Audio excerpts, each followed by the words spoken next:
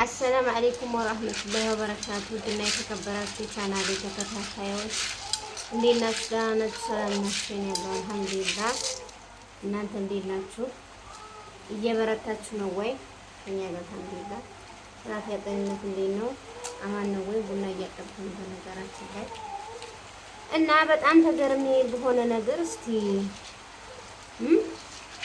ጓደኞቼ እህቶቼ ይሄ ነገር አጋጥሟችሁ አቃዳ ያቅም ልጅ ነው ዛሬ ማለት ነው። እውነት አጋጥሟችኋል? አላጋጥማችሁም? ክደት አጋጥሟችሁ ያቃል? መከዳት በቁም እያለሽ አንድን ሰው አምነሽ የሆነ ነገር አድርገሽ ኦር ደግሞ ያ ሰው አምነሽው ያኔ በቤተሰብ ሊሆን ይችላል፣ በእህት በወንድም ሊሆን ይችላል፣ በባል በተለያየ ነገር ገንዘብ በመስጠት አምነሽ የሆነ ነገር ተካተሽ ታውቂያለሽ? ልብስ ተሰብሮ ያውቃል? አያውቅም? ክደትንስ ምን አስፋፋው በዚህ ዘመን? በመጀመሪያ ተከታችሁ ታውቃላችሁ? የተከዳችሁበትንስ በምን ማለት ገንዘብ ከሆነ እንዴት ተመለሰላችሁ?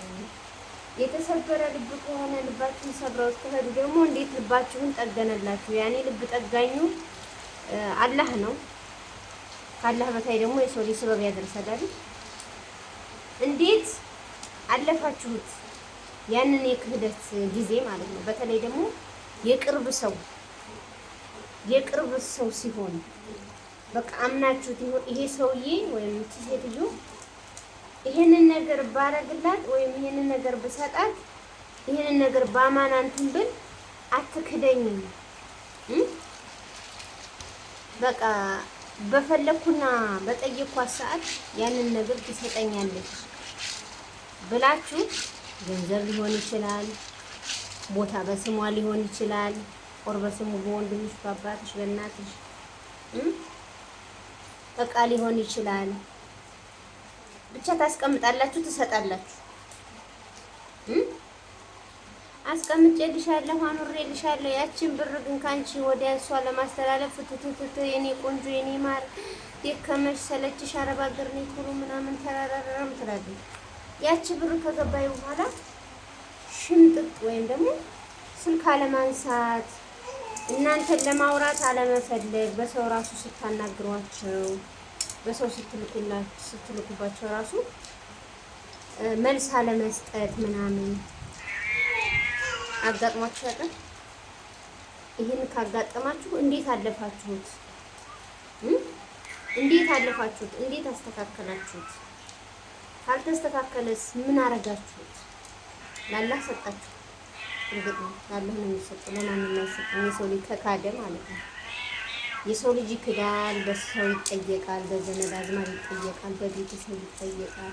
ከዛ ውጪ የሆነ ነገር ወስዶ አልወሰድኩም የሆነ ዕቃ አስቀምጣችሁ አላስቀመጠችም ብሎ ከካደ አይን ባይ ምንም ይደረግ አይችልም ማለት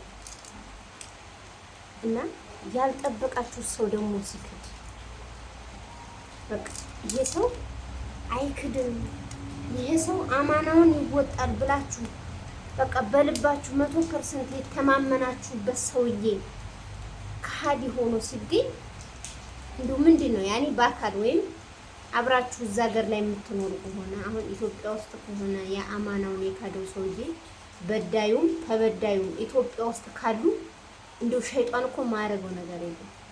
ምን ታረጋላችሁ? ተክዳችሁ ታውቃላችሁ? ይሄ ነገር ስለገጠመኝ ነው። ክደቱንም ረበብ ነው ክደቱንም ወይ ከዛ ከሰጠኸኝ ነገር አካፍለኝ። ክደቱ ያኔ የተሰጠውን ነገር አመን አይደል? ያካፍለኝ ምንም ሳይለፋ ምንም ነገር ሳያደርግ አማና ብቻ ተሰጠው። አካፍለኝ፣ እንሸማገል፣ በዚህ ወጥቶ በዚህ ወርዶ ምናምን ይባላል። እንዴ ኧረ ወይኔ አጋጥሟችሁ ያውቃል? ግን ይሄ ነገር አጋጥሟችሁስ በምን አጋጣሚ እንዴት በምን ሁኔታ አለፋችሁት ይሄን ነገር? እኔ በኔ ላይ አልደረሰም።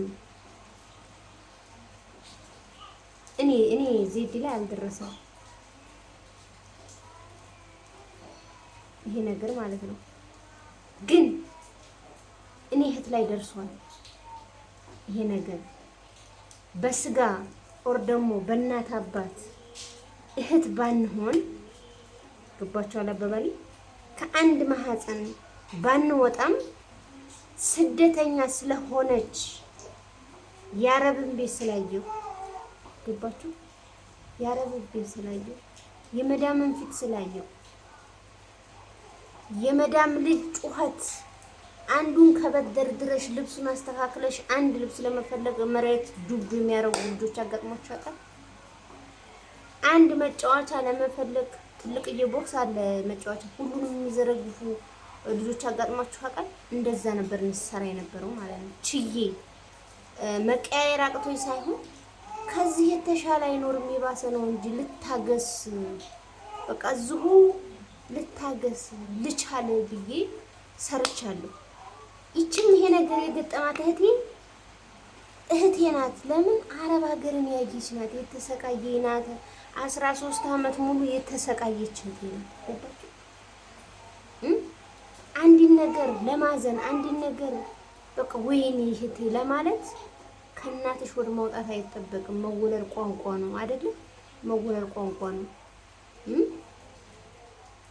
ያየሁትን አይታለች። አረብ ሀገር ስቃይን መከራን በቃ ሁሉን ነገር ስላየች ኢትዮጵያ ደግሞ መታ ማረፍ ሲገባት እንዴት ክደት ይመጣል ወገን? እንዴ በጣም እኮ ከባድ ነው። እንዴ ያማል እኮ በጣም ምክንያቱም አንዳንዴ እኮ እኛ ብሩን ስንልከው ከዛ ቤት እያሰራን ምን እያልን ለቅባት ራሱ እኮ በቃ ቀጣይ ገዛለሁ ቅባት እያስፈለገች ጭንቅላትሽ ቀጣይ ወሬ ሲመጣ ገዛለሁ። አሁን እቺ ልላካ ቶሎ ያርጉልኝ ቶሎ ይስሩልኝ ምናምን የምንል እኮ ሰዎች ነው። እንዴ ክደትም እኮ አይነትና መልክ አለው። ለፋሽ ቤትሽ ቦታሽ በቤተሰብ ስም ተገዛ። ኑ ቦታ አስተላልፉልኝ አናስተላልፍም፣ ኑ ፈርሙልኝ አንፈርምም። ለምን እስካለሽ ኖርበት። ማንኝ ጎረምሳ ገብቶ ለሚኖርበት ታዲያ እኔ ወንድሜን አግብቼ ነው እንዴ የምኖረው? አባቴን አግብቼ አልኖር፣ አጎቴን አግብቼ አልኖር እንዴ? ምንድነው? ከፈለግንበት ሰው ጋር መኖር እንችላለን አይደል እንዴ? ካገባነው ሰው ጋር ማለት ነው። መቼም ዋጋ የከፈልነው አንድ ቤት ላይ ያሰማመርነው ምን ያንበት አርፍበታለሁ እኖርበታለን ብለን ነው አይደል እንዴ? ክደትን መካካዲን መጨካከልን ምን አመጣው ጎገን? እኔ በጣም ውስጥ ያረዋል ዛሬ ማለት ነው። በጣም ነው ውስጥ ያረረው። በጣም ነው የተናደድኩት። እና አይዟችሁ በርቱ። አላህ ይድረስልን፣ አላህ ይድረስላችሁ በነገራችን ላይ ማለት ነው። የዛሬው ቪዲዮ ይሄን ይመስላል። ሰላም አለይኩም ወራህመቱላሂ